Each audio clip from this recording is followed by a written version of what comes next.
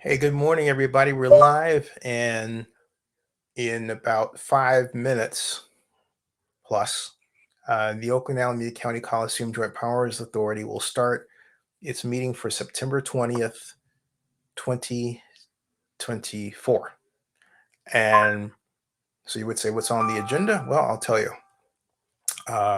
It goes like this, as they say, according to the board package. First of all, and the agenda is actually in the description of this video too. It's call to order, and we'll call. There's open forum, approval of minutes, reports, and then there's new business resolution amending the adopted regular meeting calendar of the Board of Commissioners for calendar year 2024. And number 7, the discussion, wind down issues related to the dissolution of the Joint Powers Authority. And then there's adjournment. And this board package has 9 pages. It has a summary. When it has something, it has a summary of the July 19th meeting, which I was not able to attend. And I think here we go, folks. They're actually coming in, I believe. Hold on a second. Let me get the picture. Well, this is early. You can see who's sort of coming in right now, right here. See that? There's Colby Tucker is in the room. Who else? Let's see. As I see this, and so I expect that's a good development there, because the whole idea, the whole raison d'etre for moving the time back from 8:30 to 9 o'clock was to get people to show up. We had a situation where the JPA meetings were starting as far back as 30 minutes after the time they were supposed to start. In one case, it wasn't until 40 minutes after. It was really, really ridiculous. It really was. It was just getting out of hand how these matters are being handled. So this is a stab, if you will, improving the situation and making sure people were able to show up, or at least giving them an opportunity, a room to be at the meeting, right? That's the idea. Now, referring to the board package and the agenda, in the last meeting, in terms of reports, from June, it says Executive Director Henry Gardner updated the board on the ongoing pros and cons regarding the Roots Agreement negotiations. Executive Director Gardner discussed negotiation of the Food and Beverage Service Contract Agreement. Bigelow will assist with negotiations. Wind down. Executive Director discussed the terms of the bonds associated with the stadium and arena. The JPA as a board will dissolve once the bonds are paid. There will still be responsibility of the JPA. The retirement plan is a concern. The plan will still exist after the board dissolves. The board agreed on August recess. The next meeting will be September, and here we are. Okay. And then open forum, Lindsay Barron spoke from Roots and Soul, thanking the board for their support. So that's what happened from before. But again, I remind everybody that the idea of winding down the JPA was never something that was approved by legislation. And not only that, the African American Sports and Entertainment Group wasn't even aware of it. In fact, Ray Bobbitt himself didn't realize what was happening until I informed him yesterday. Okay. So why wind it down?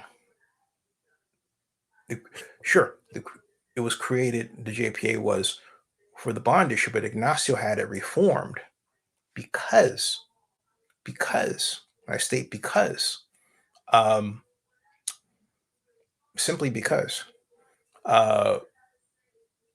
there's a situation where the public didn't have say. The public had no say whatsoever. And that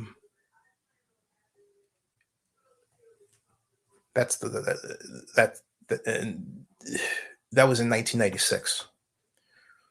the idea of dissolving the JPA was really introduced by Nate Miley in 2013, and then it was reintroduced by Nate Miley in 2015.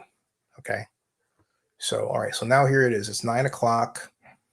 I'm going to go to the room because it should start by now, even though Colby Tucker is still the name that's visible, as you can see, Colby Tucker. And we'll go from there. So I'm going to go and get the live stream there and wait, because that's where we're at. In 2022, here's our esteemed executive director, Henry Gardner.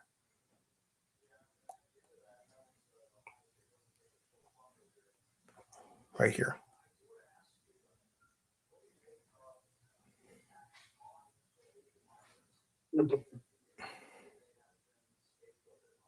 Hey, when are they going to do the floors up here?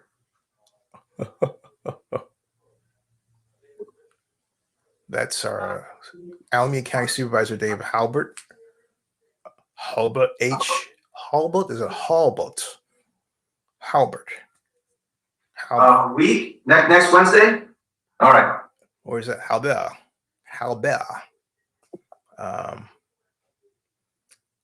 See, we were supposed to start at 9 o'clock. Here he is. I wonder if Dave realizes he is on the screen. I should inform him. Dave. Let's see here. Thought his number was here somewhere. Oh boy, what I put it? Maybe it's David. Yeah, here we go. Hey. For night now, until they're ready to get going and sit down. Yeah, because you know, then I can take that out, right? So I would prefer not to have Michael. I don't want to be responsible for Michael Jackson's music. Okay, and that was only about 3 seconds, so maybe I'll get out. But yeah, maybe I'll get it out. And I'm wondering why they did that music.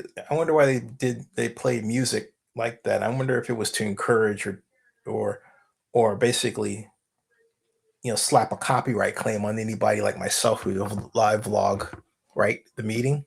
Well, hey, we're hip to that. You know what? All you have to do is algorithmically rip out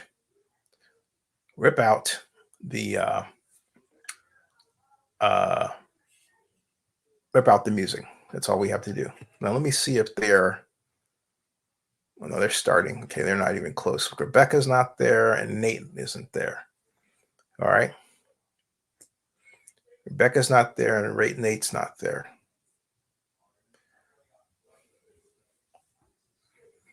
And something else. This is really it kills me. If I type Oakland Coliseum JPA to this day, right? Oakland Coliseum JPA. Oakland Coliseum JPA. What I get are Oakland Coliseum Commission JPA. But when I click on it, all right, I just get a page. That's it. About and related content. I don't get an actual website that presents the history of the Coliseum, the tenants, our past tenants, great moments at the Coliseum. Nothing at all. I mean, nothing. Hey, so Kevin Jenkins, a District 6 council member, showed up wearing a suit and tie. Who else is in the house? I think John Beam, once the coach of Skyline High School, is supposed to be on the phone. Yeah. So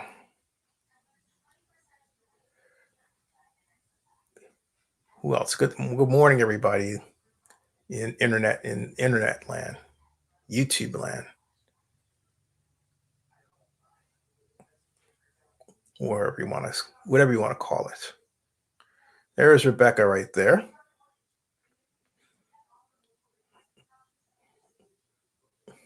Wearing her COVID mask. I hope she got her vaccine. Get your vaccines, folks. They're out now.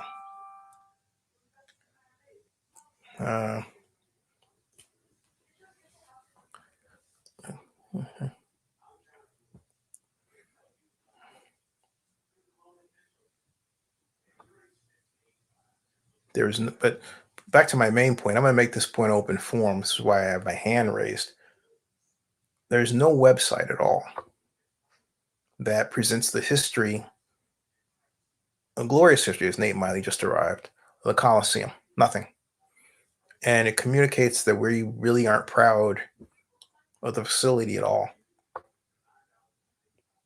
And the talk of dissolution, in my opinion, reflects that.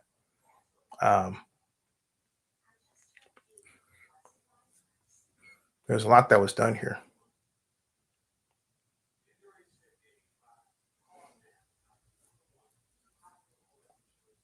I look at all these people and I think, none of these folks were around except Nate in 1996, not even Henry.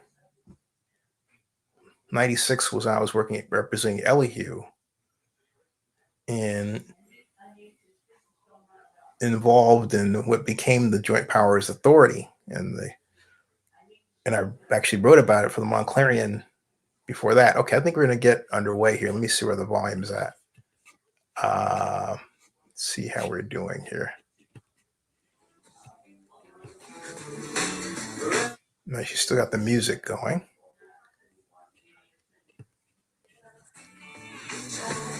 Yep, she's still got the music going. Okay.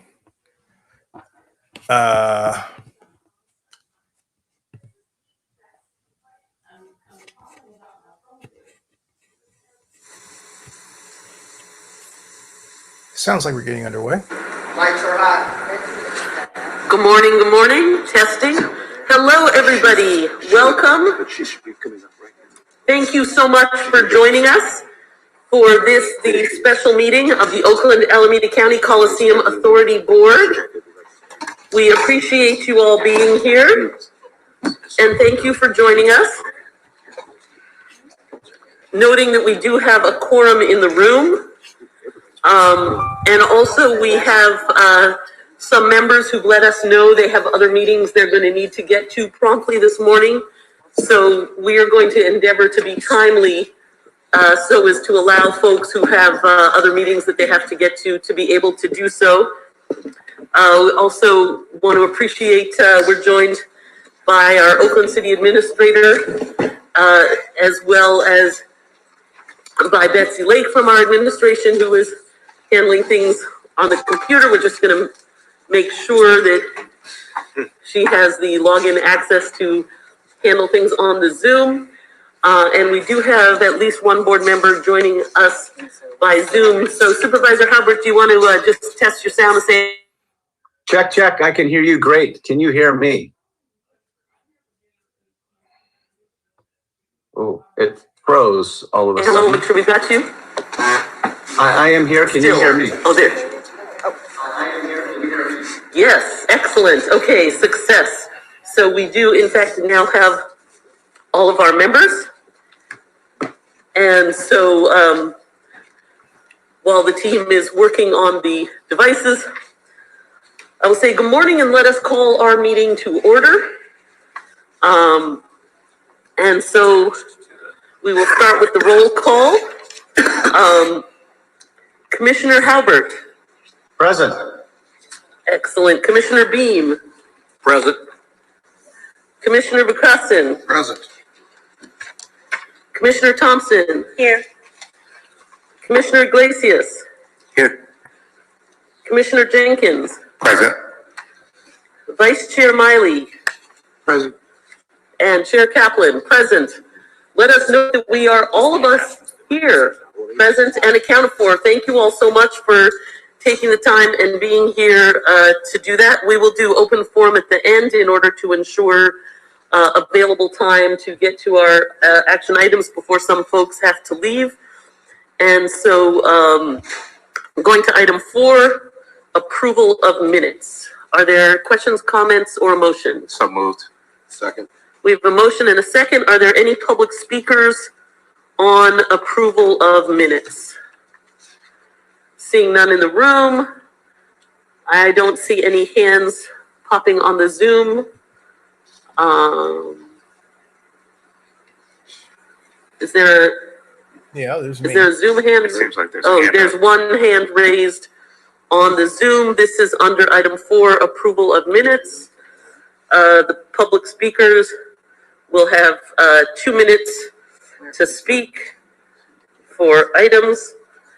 And so let us allow the public speaker to speak. Yeah, thank you very much. And I say good morning, everybody. And regarding the minutes, there was one issue regarding dissolution, but my recommendation is what it leaves out is when the dissolution starts. We can start that later, discuss it later when the matter comes up, because it's going to come up again today. But it's just a minor note for the record. That's about it. Thank you. Thank you very much. Appreciate your comments. I see no other hands raised. Is that correct?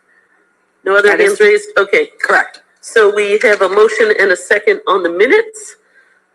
We will call the roll. Commissioner Halbert? Aye. Commissioner Bean? Aye. Commissioner Thompson? Aye.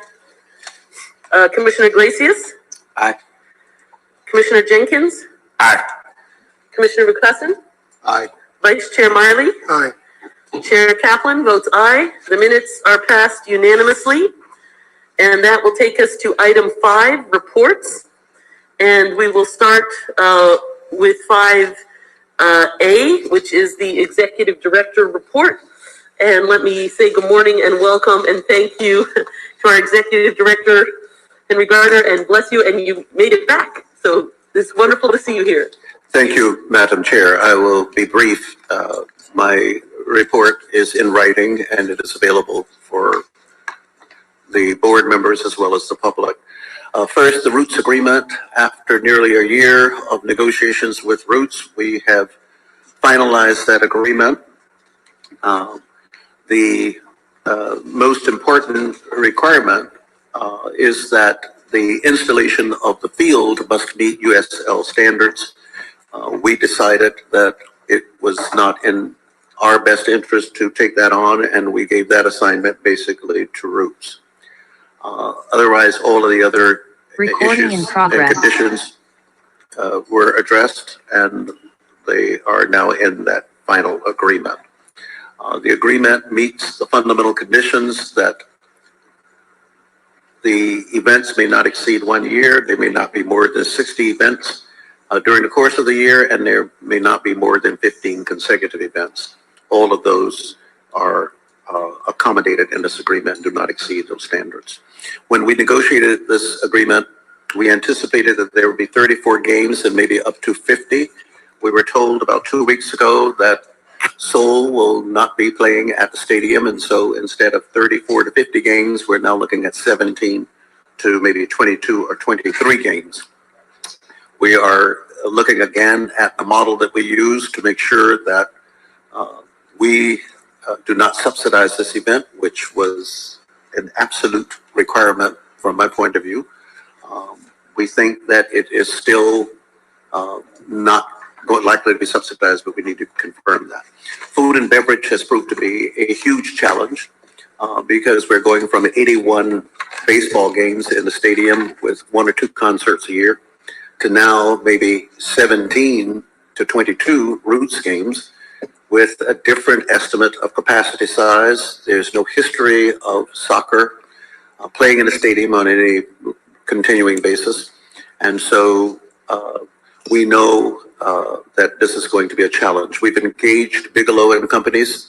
They have worked for us before in negotiating our agreements with F&B providers for the stadium, well, particularly for both actually historically, the stadium and the arena.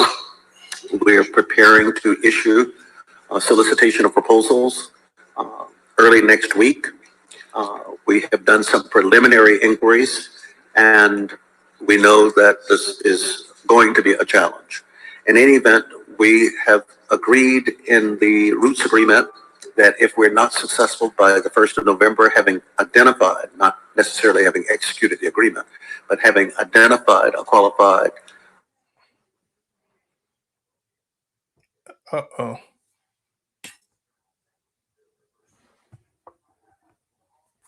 Zoom froze. And that concludes my report, unless you have some questions or comments. Again, the report is in writing.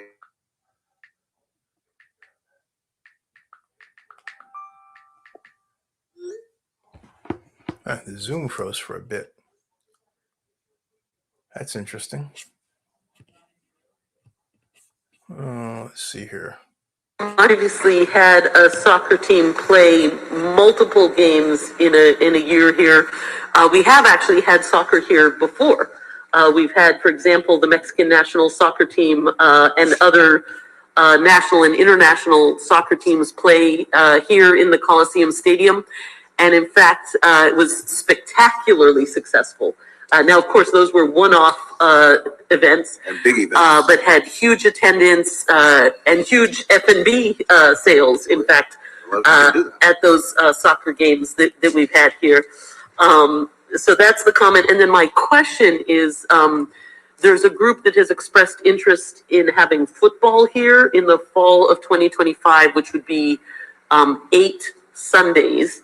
And so as we're looking at the F&B, would having 8 more dates make it easier or harder or the same, do you think, to resolve the F&B issues? More is probably better. We have not incorporated that in the solicitation proposals. As we talk to prospective vendors, we've been talking about what we have in hand, which is now the 17 to 23 possible expected games and maybe 1 or 2 concerts. If it looks like that is a real possibility that we will have Major League football, that would probably be a plus. But we need to have more than just our guess. I'm not sure where that discussion actually is. And we're issuing solicitation proposals, Nicole, on Monday. You and I are going to be meeting right after this, so I can give you my final comments. But we can let Bigelow know that is something that might happen. And of course, the vendors will be very interested in hearing how do we think that's real. Excellent. Okay, so we should follow up on that separately. And I imagine this solicitation would incorporate, if other events do in the interim reach out to us to book during that 2025 season, that would be incorporated. That's right. Excellent. Thank you so much, Commissioner Jenkins. Yeah, thank you, Executive Director. In your report, there's a part that says protect the authority against potential financial losses and that there are no guarantees. I think first question, is there a chance that we're able to see the contract to see what the Roots are playing? And then can you talk about some of those strategies that we're employing to guard the authority against these financial losses? We kept that uppermost in our minds as we were negotiating this deal. And because we have no history, first of all, even if we did have the history, a thought occurs to me that I responded to a council member years ago about the budget and estimating the revenues, and he wanted to know exactly what the revenues were going to be for the city. And I said, he asked me, so Mr. Gardner, do you know exactly how much money we're going to get? And I said, of course. it's either going to be more than we estimated or less. And it applies in this case as well. Using our best judgment, and we are conservative. Last time I looked, the city was struggling with its budget. We were conservative when we negotiated this deal. So we're hoping that, yes, we have been conservative and that it will perform better than we estimated. But I will tell you in the clearest language I can think of, I think the Roots would agree. We put them through the ringer with these costs. And we have in the agreement, we aren't sharing anything with them in terms of profit until we reach a certain threshold. And that's what protects us, we hope and we think, against any losses. Because Roots is not a nonprofit, we were negotiating with the Oakland Recreation Department for basketball games. That's just a wash, just cover the cost. In this, we expect to make some money. Thank you. Thank you. And I do want to note that with the leadership of Nicole and her team and Henry and the team, that while you point out that in the past the results will either be better than expected or worse than expected, that actually for the last several years they have repeatedly been better than expected. And That's where you want it to be. we have brought in more revenue than the budget projections repeatedly now for several years. And that's due to the hard work of a lot of people bringing in more events, bringing in more activity. So thank you for that. And thank you for your diligence in regard to this one as well. One positive side effect that folks may find heartening also in terms of social media commentary. As you may know, there's been a lot of commentary about the upcoming final game of the Oakland Athletics, and some comments from some folks about, they were going to go rip out a piece of the stadium or something in anger, and then hundreds of people writing back to them. This is on social media saying, don't you dare, this isn't the A's stadium, this is the People's Stadium, and other teams like the Roots are going to be playing here. And so the ability for people to know that there is still a plan has both helped people see that this facility is not, the property of one team, but it has also allowed people to express, why people should not do anything destructive. And it's elicited actually a lot of positivity and a lot of positive comments from people about that they can come here the following year to see the Roots, as well as potentially other activities. So thank you all for the work that's gone into that. Back to my colleagues, other questions? Commissioner Cussin. Just a point of clarification. The Oakland Stompers was a professional soccer team that played in the Coliseum in the 1970s. That's right. Thank you for the history. We'll go back and look and see what the attendance was like. Well, and maybe we have some pictures somewhere. That would be fun. Thank you for the reminder. And speaking of history, I'm just going to take the privilege of the chair to go off topic for a moment and congratulate Peerless Coffee and Tea for their 100-year anniversary in Oakland. This is a local business that built here, grew here, is still family run, and is now celebrating their 100-year anniversary, Peerless Coffee and Tea in Oakland. So congratulations. Absolutely, and I have made full disclosure in the past. This young man's father Froze again.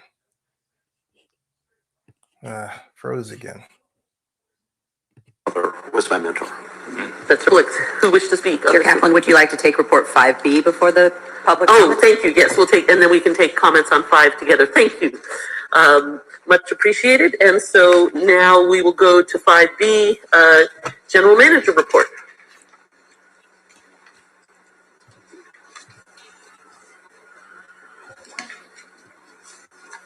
Don't hear anything. Good morning. Yes. I'll first start out with the event activity, the added events from the last meeting. Rod Wave, October 21st. Reggie Jackson Softball Classic in the stadium, October 27th. Woohoo. 17, November 5th and 6th. Hip Hop 101, New York to the Bay, November 9th. Harlem Globetrotters, January 17th. Ooh. Monster Jam, March 15th and 16th. And then one previously postponed event has now been officially canceled. Badshaw was originally scheduled for June 16th. In addition to the events just highlighted, our team has been deeply involved with many community projects. In July, the AEG Oakland Community Foundation welcomed Lincoln Square Recreation Center to the property, where students created a drawing or wrote a 500-word essay in honor of Independence Day. The students presented their work to the ASM Global Oakland staff and then enjoyed an Oakland A's baseball game together.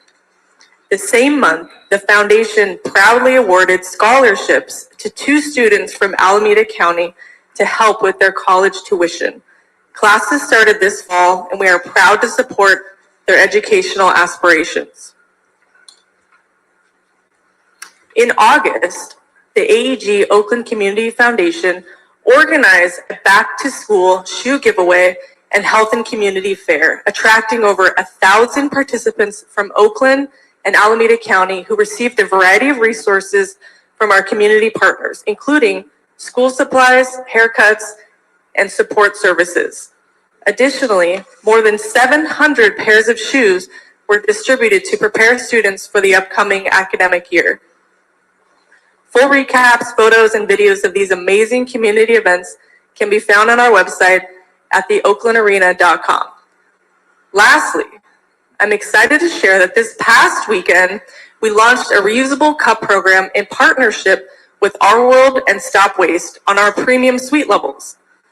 We are proud to be among the pilot programs for this sustainable effort, which aligns with the upcoming Alameda County regulations set to take effect in 2025, requiring that 25% of all cups used by food vendors be reusable. I look forward to sharing future statistics in our upcoming meetings. Thank you. Awesome. Thank you so much. Much appreciated. And also, of course, we have the upcoming NBA All-Star events in February 2025, which we will look forward to publicizing further as well. Thank you for all that you're doing, both with the community and with bringing in more events. It's really an impressive array of expansion of both the facility uses and the activities here. So thank you so much for that. Questions or comments from my colleagues? Sure. Commissioner Jenkins? Yeah, I just want to add to Chair Kaplan's comments. Thank you for all that you do. Thank you for all that you do for the community. You come up here every single time and we're rolling. We're getting more events every single time. So I just appreciate the job that you and the team are doing, and I hope that you can take it back to the team. Thank you so much. Thank you. It is very important and much appreciated and has a huge impact. And by the way, last year, we successfully reallocated some of the successful revenue increase back to the city and the county, and the city used our share of it to strengthen 911 dispatch, including hiring more 911 dispatchers and getting better technology and equipment for 911 dispatch. And we are already seeing results at the city in terms of improvements in the 911 call center. So when we talk about the work we do to bring more events here, sometimes people will comment, oh, those are just concerts and sports. How do they impact, the real challenges of the city? And, here's a real public safety challenge around 911 dispatch being truly helped with the revenue that this work has brought in. So thank you so much for that. Now we will go to public comment on item 5. Yes. Chair Kaplan, looks like we have one hand raised. I will unmute you and you have 2 minutes to speak. Thank you. Am I being unmuted? Zenny Abraham. Yes, I'm waiting for the button. No button. Zenny, you may go ahead. No button. There. Thank you. The button just popped up. So on the matter of the routes, I didn't see where there's any discussion of the Joint Powers Authority, city and county's responsibility in marketing the routes. If you actually go search Oakland Coliseum, and I made this point since 2002, we don't have a real website where we market our tenants. And here we go again. I'm happy to be wrong. If the agreement says, hey, let's do it, awesome. But right now, all there is a place to buy tickets. And not only that, the website has no, history about us. That's another story. Now, regarding B, and that has to do with food and concessions, this gets into why a sports commission is necessary. You can actually begin to produce events, not just hunt after them, but produce them so that the concessionaire knows they were active in economic development and bringing people to the facility. So this is something that we really need to get on as soon as possible. Thank you. Thank you so much. And thank you very much for that suggestion. Of course, when we talk about projecting how many people we think will come to Roots games, it isn't obviously just a set number. We can, as the speaker pointed out, help impact how many people come. So perhaps we could have the team send an email to all the board members with the links and the information about Roots so that we can all promote it. I know at least those of us who are elected officials tend to all have email lists or social media accounts, and I think the rest of us do as well have contacts. So I think that's a great idea, and we can all participate in helping to spread the word that Roots is coming to play soccer at the Coliseum in 2025, and we can share the link where people can go to buy tickets. As you can already place deposits for those, and so we can all help support that effort to help make it be a great success. Is this on? Mic check. Yeah, and as a reminder, when we receive the Roots schedule, which we haven't received the Roots schedule, that will go on our website just like any other event, email, social, we'll blast it out to everybody. So once we get that schedule, it'll be all over our website. Our marketing team is in connection with the Roots marketing team, working hand in hand and collaborating. So absolutely, once we get that schedule, it'll be all over our website. Awesome. Thank you. And even as we await the schedule, there is the ability for people to put deposits down for tickets. That is on the Roots website, and we can share that with the group here so that folks can share that out as well. But thank you. Of course, once we have the full schedule, there'll be even more opportunity to publicize that. Thank you for that. Are there any other questions or comments on item 5? Okay. Thank you so much. We can go now to item 6. Item 6, new business, resolution amending the adopted regular meeting calendar of the Board of Commissioners for calendar year 2024. Thank you, Mr. Gardner. Do you wish me to explain the origin of this, or would you Yes, like to? it's actually just amending your previous adopted calendar. And I think what this does, the previous one shows that the meetings start, I think that's a change, at 8:30, and we've changed it to 9 o'clock. Basically, that's what this does. Correct. Correct. So we previously had our regular meetings at 8:30, and often people had a hard time getting here at 8:30, so we took an informal poll at a prior meeting, and the consensus was that we should set the meeting time for 9 a.m. rather than 8:30. And so this item merely does that. It sets the regular meeting time for 9 a.m. rather than 8:30. Commissioner Jenkins. Chair Kaplan, are we actually going to have a meeting December 20th? I doubt it. We do not know. It is your regular scheduled meeting. Gotcha. And if we, as we approach December, decide that either we don't need it or we don't have a quorum, it will be canceled. But it's there in case you need it, want it. Absolutely. So is this an action item? Yes. Move approval. Thank Kevin you. Jenkins is active. I love it. We have a motion Oh, and a council second. member. Are there any public speakers on the item? No. There are no public speakers. Okay, we may call the roll. All right, for the roll call for accepting the resolution amending the adopted regular meeting calendar of the Board of Commissioners. Commissioner Beam, Yes. Yes. Commissioner Halbert, Yes, aye. Commissioner Iglesias, Yes. Commissioner Jenkins, Aye. Commissioner Thompson, Aye. Commissioner Vukasin, Aye. Vice Chair Miley. Yes. Chair Kaplan. Aye. Excellent. With that, we move to item 7, discussion, wind down issues related to dissolution of JPA. Thank you so very much. And just by way of introduction, before I pass it to our executive director, is that the wind down of the JPA, we've received some questions about this, is not triggered by the bonds. We've got some questions about, is this about the bond payoff? This is not about the bond payoff. This is that ever since either half of the city-county property was entered into contract to be sold to a non-governmental buyer, that actually triggers the legal obligation to undertake the wind down questions.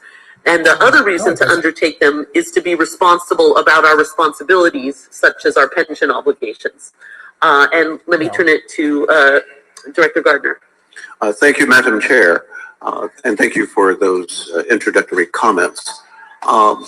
Knowing that some are going to have to leave in a hurry, I'm going to defer the topics that I plan to talk about with respect to the wind down activities. And in fact, at your next meeting, I'll do a PowerPoint and we can go through those. In 30 seconds, let me tell you kind of what the categories are. Then I want to really go to this issue of the dissolution.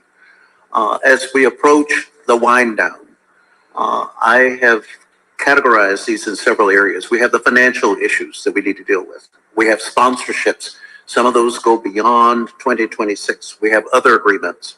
We have union agreements and service agreements. There are legal matters, there are claims, lawsuits. We need to figure out how we're going to deal with those. We know what we have right now, but up until the last day that we're responsible for this facility, we could have a claim or a lawsuit, and if it's a lawsuit, that could be out for 5 years before it's resolved. And then we have the administrative issues, the retention of records and state filings. We have ticket sales and events. Some of those go beyond 2026, and we have talked about those briefly in the past.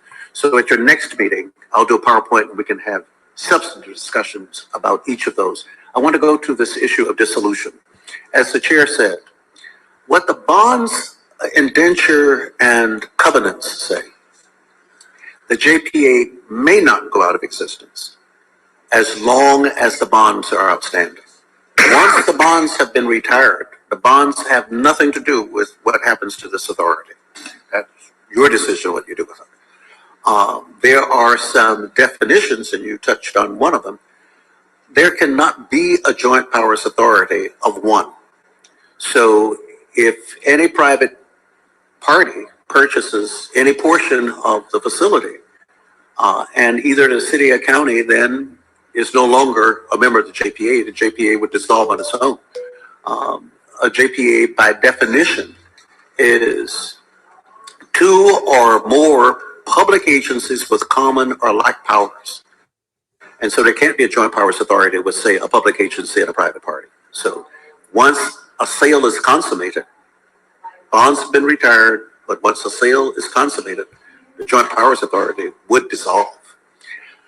Now, a question has been raised whether or not there could be a successor joint powers authority, because that's basically, or a new joint powers authority. That's a different question and a different discussion. If two or more public agencies decide that they want to create a joint powers authority to do various and sundry things, they can do that. Little bit of one sentence of history, and I think I mentioned this before. Actually, it was the city of Oakland that first created a joint powers authority with the school district back in the 50s. It was Oakland. And now there are probably dozens and dozens of joint powers authorities throughout the state of California. So we've come somewhat full circle.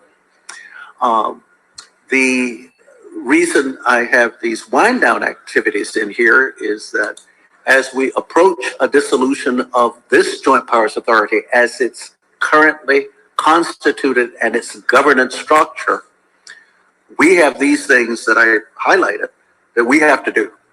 So our target is before February 2026, this laundry list of things that I just highlighted, we have to have acted on these things in preparation for this authority.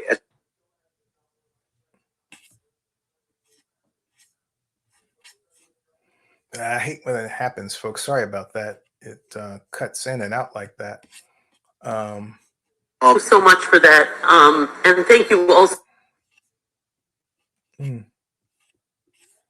Zoom is inky.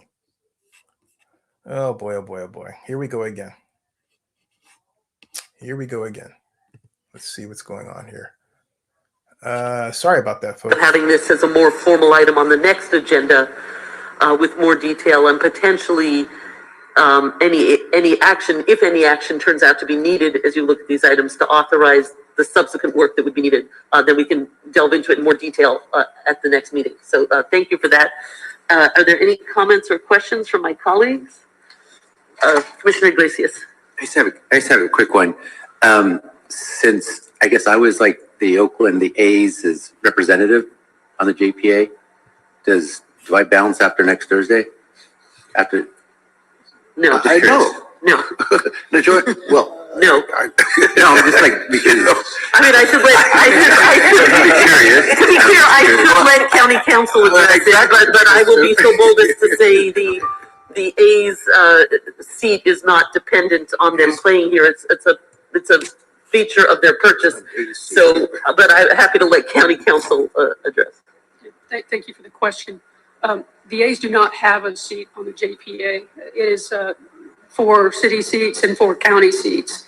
Coliseum Way Partners was allowed by the county's agreement with them to nominate individuals to hold the non-elected seats. Got it. So you are a county representative. Okay. And more importantly, that doesn't change. Right. And I should state for the record, you will continue to receive your compensation. Your compensation will be unchanged at zero? Yeah, Yes. zero. Yes, so Commissioner Iglesias, will you continue to hang out with us? Yes, I will. Till the end, yes. Yeah. Any other questions or comments? Yeah, Commissioner if AAESG decides to expedite their payments and they buy the city and the A's next week, how does that affect the wind down? Right. Or can we retroactively do these things or not? Well, we're going to have to do these things no matter what AASAG does to protect the Joint Powers Authority and by extension, the city and the county. Furthermore,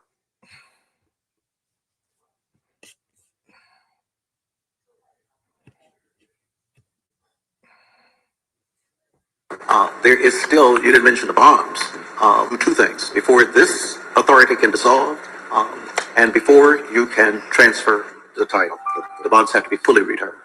Correct. The bonds, incidentally, on the stadium expire in months, February 1st, 2025, and the bonds on the arena expire February 1st, 2026. So it's the February 1st, 2026. All of the bonds have to be retired before there can be a transfer of title and before you can go out of business. After the bonds are retired, the bonds have nothing to do with what happens to the JPA.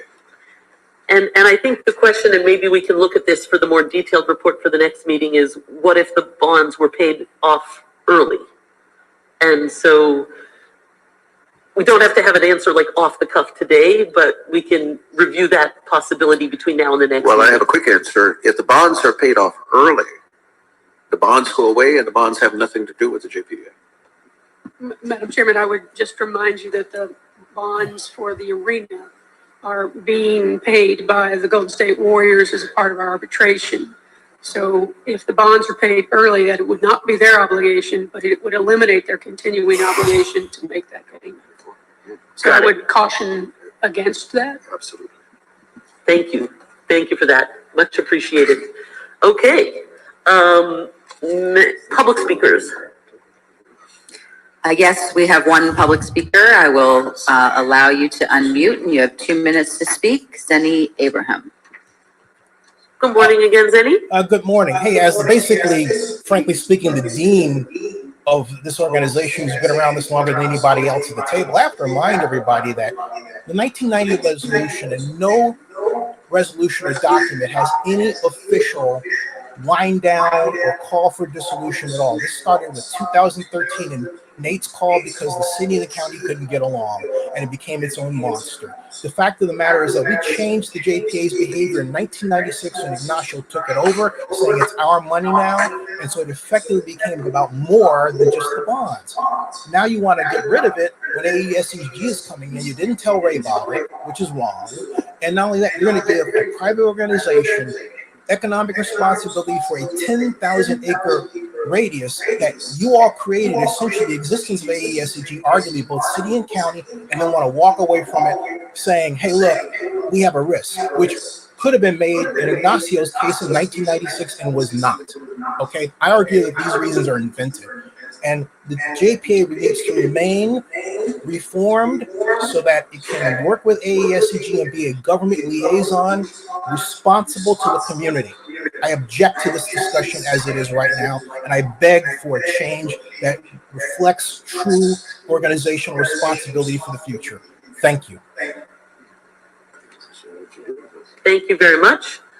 And so the underlying question is about what potentially the governmental bodies could do or should do in a future where the governmental bodies are not owners of the property. And that is obviously a more complicated matter beyond the scope of today's. And of course, governmental bodies can undertake an array of projects in an array of ways, either individually as the city or the county or jointly, in which case we could have a joint body to undertake other things that would be separate from ownership of a property. But that is, I think, City and county decide. yes, a city and would be a city and county future action. Thank you so much for the comments.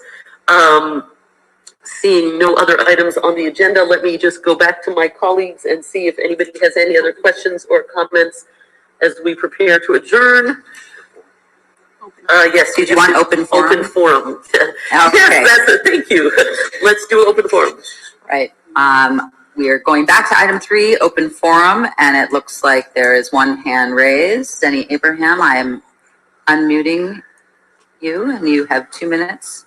Yeah, thank you. First of all, Councilmember Jenkins, I want to thank you.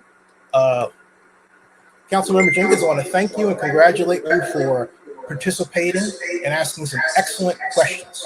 I want to get that right out in public because I'm critical in the past privately, but I think you're a smart individual with a lot of people who really love and respect what you do, and I want to put that out there.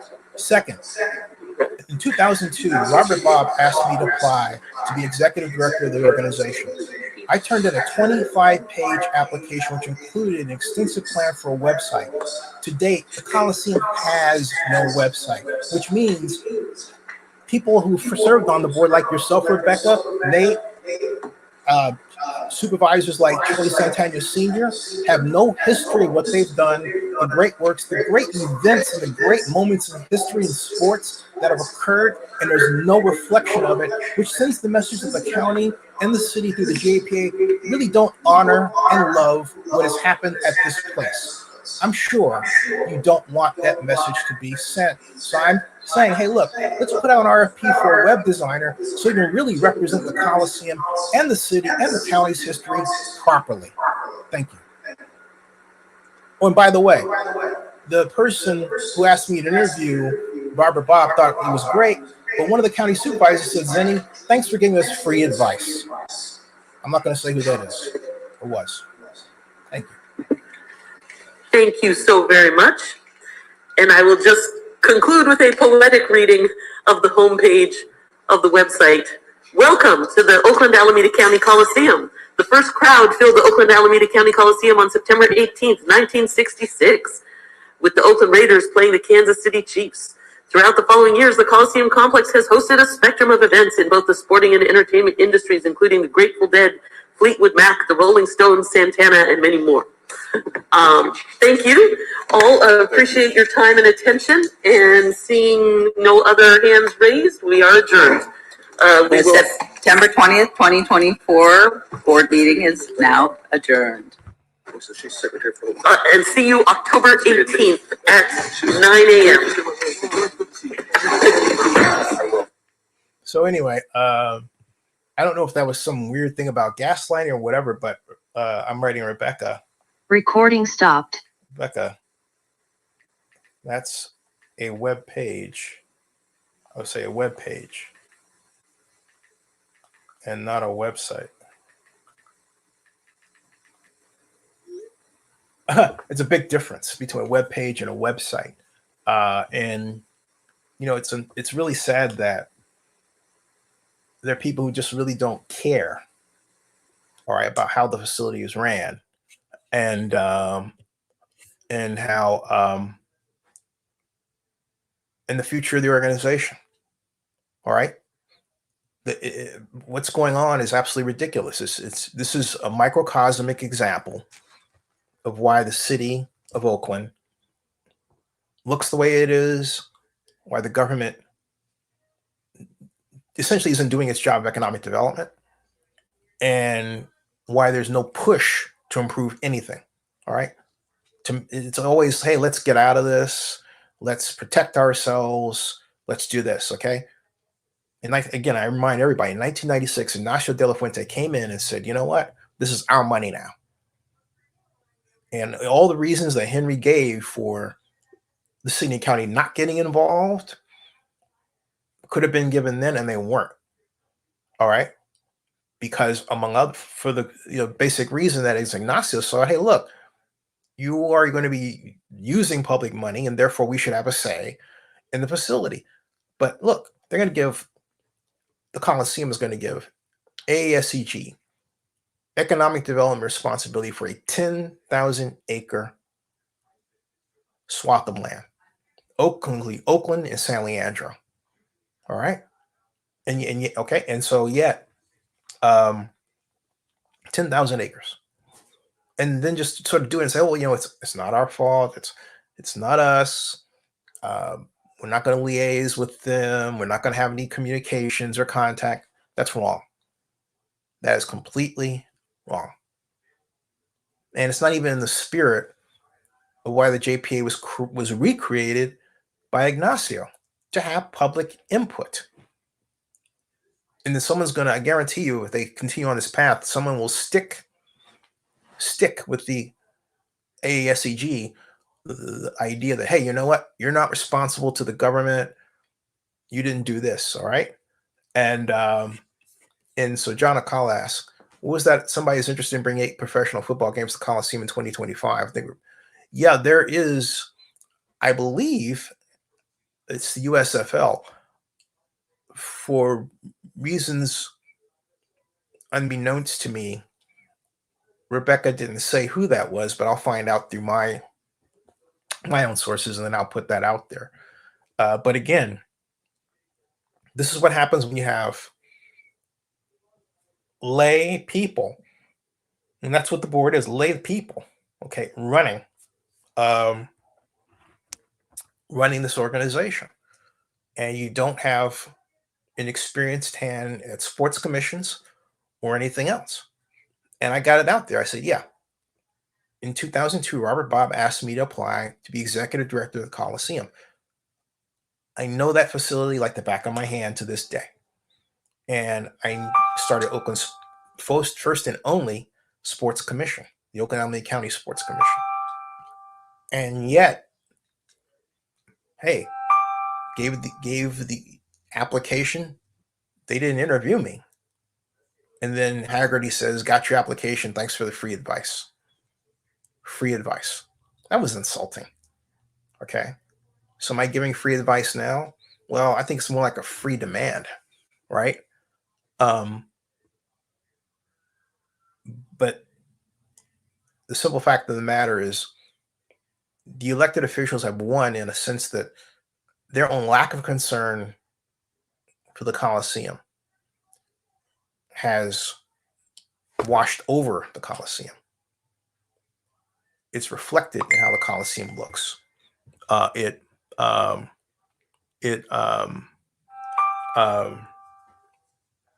It's reflected in the Coliseum, how the Coliseum looks. The Coliseum, I reported to everybody, beyond its appearance, withstood the Loma Prieta earthquake. Do you realize that? The 1889 Loma Prieta earthquake, which I was in. Maybe you were too, watching this. And I remember where I was when it started, walking down Bancroft Avenue in Berkeley toward BART. And a old sidewalk rolled up toward me. I remember that like it happened yesterday. And through all that, we had, Buckhelm, the Cypress Freeway collapse, and we had stories. I remember the Bay Bridge, first deck falling and collapsing into the second deck. But nothing happened to the Coliseum at all. Nothing happened to it. And that was also before the return. That was before the return of the Raiders to the Coliseum.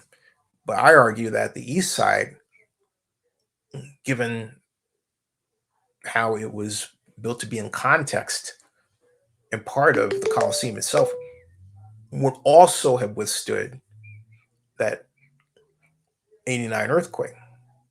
But yeah, there was no damage because that's solid. If you look at that building is solid. All right, that's almost one. It's almost like a block of concrete, with luxury box windows. Everything is just super solid there, super solid. And so, I mean, it'd be great if you had stadiums that are built like that today. Look. I'll bet you Levi Stadium couldn't stand up to that. I'm telling you. I'll bet you Levi Stadium is not as strong as the Oakland Coliseum Stadium. And yet the Oakland Coliseum Stadium is considerably older, as you know. All right.